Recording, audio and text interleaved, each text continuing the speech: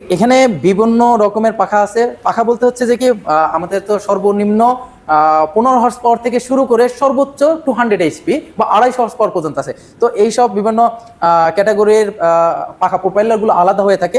তো এটা হচ্ছে যে 40 প্রোপাইলার 40 এইচপির। এই যে বড় দেখতে পাচ্ছেন এটা 115 200 প্রোপাইলার। তো বিভিন্ন রকমের বিভিন্ন সাইজের প্রোপাইলার আছে।